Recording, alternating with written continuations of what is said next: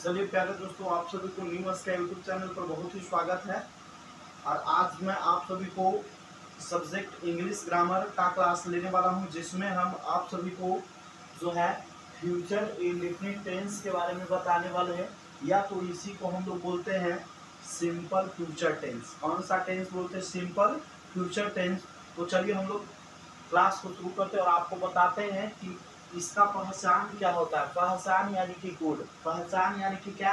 Code. तो इसका पहचान क्या होता है? जिस इंद्रिय वाक्य के अंत में, जिस इंद्रिय वाक्य के अंत में गा, गे, गी लगा हुआ रहे, तब वह वाक्य का अनुवाद फ्यूचर इंडेफिनिट टेंस या तो सिंपल फ्यूचर टेंस में होगा।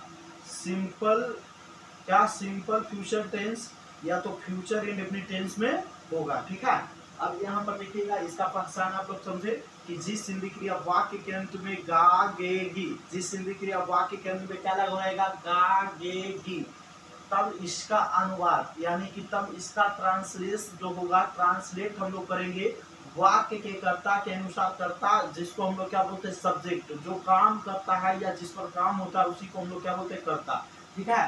तो वाक्य के कर्ता के अनुसार फ्यूचर इंडेफिनिट टेंस में होगा या तो सिंपल फ्यूचर टेंस। ठीक है। ये आपको पहचान क्लियर है। तो चलिए हम लोग आगे देखते हैं इसका एग्जाम्पल। जैसे वह पटना जाएगी, वह पटना जाएगी, मैं खाना खाऊंगा, मैं खाना खाऊंगा, वह पटना जाएगी। इस तरीके से एग्जाम्पल देख रहे हैं। गा लिखा हुआ, गा लगा हुआ है, गी लगा हुआ है, यानी लास्ट में लगा हुआ। अब यहाँ पर नियम को देखिए, नियम समझिएगा कि आई के साथ और वी के साथ सैल लगता है। आई के साथ बी के साथ क्या लगता है? सैल लगता है। आई के साथ और बी के साथ क्या लगाते हैं?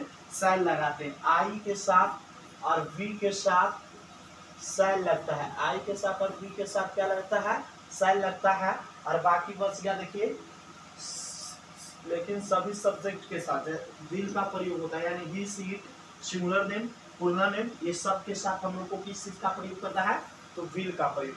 ही, सी, इट, दे, यू, ये सब के साथ सिंगुलर नेम हो चाहे तो प्लूरल नेम हो, ये सारे चीज के साथ किस चीज का प्रयोग होता है? तो विल का प्रयोग होता है। किस चीज का? विल का। बस आई और बी के साथ हम लोग किस चीज का प्रयोग करते हैं? सैल का प्रयोग करते हैं। चलिए यहाँ देखिए इसका स्ट्रक्चर। तो इसका अफर्मेटिव स्ट्रक्चर पहले सब्जेक्ट होगा, उसके बाद सैल होता है या तो विल।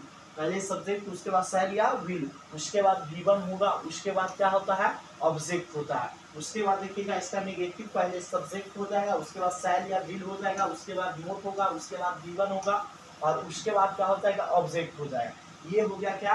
Negative sentence. उसके बाद देखिएगा इंट्रोगेटिव सैल हो गया, उसके बाद विल हो गया, उसके बाद सब्जेक्ट हो गया, उसके बाद गिवन हो गया, उसके बाद ऑब्जेक्ट और उसके बाद क्वेश्चन मार्क। ये क्या हो गया? इंट्रोगेटिव सेंटेंस का स्ट्रक्चर। उसके बाद हम लोग देखते हैं इंट्रोगेटिव नेगेटिव सेंटेंस। पहले सैल होता है, उसके बाद विल होगा, उसके बाद सब्जेक्ट होगा, उसके बाद नोट होगा, उसके बाद गिवन होगा, उसके बाद ऑब्जेक्ट होगा, उसके बाद क्वेश्चन मार्क होगा। ये किस चीज का स्ट्रक्चर हो गया? तो इंट्रोगेटिव नेगेटिव सेंटेंस। ठीक है।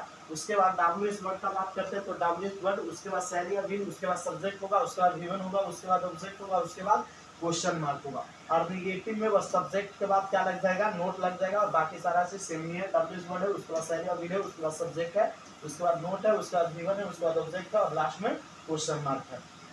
ठीक है। ये किसका हो गया? तो सिंपल फ्यूचर टेंस का स्ट्रक्चर हो गया। इसको अच्छी तरीके से नोट कर लीजिए, समझ लीजिए। ये स्ट्रक्चर हो गया, इसको अच्छी तरीके से नोट कर लीजिएगा, याद कर लीजिएगा।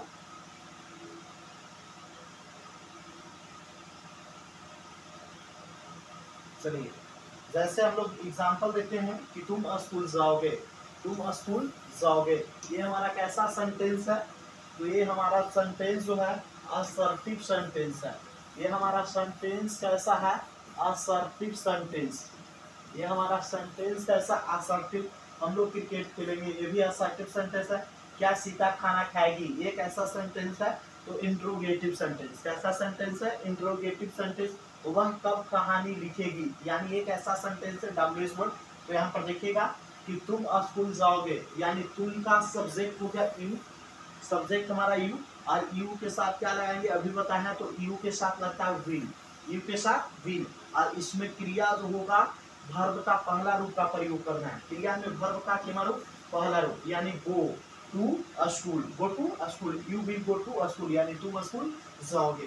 तो ये क्रिया हो गया और ये हमारा क्या हो गया ऑब्जेक्ट, ये हमारा सब्जेक्ट और ये हमारा क्या हो गया हेल्पिंग वर्ब। ये क्या है हेल्पिंग वर्ब। उसके बाद देखिए क्या बोला कि हम लोग क्रिकेट खेलेंगे, यानी हम लोग ये हमारा सब्जेक्ट है तो हम लोग का बी और बी के साथ क्या लगाना है शैल, यानी बी शैल।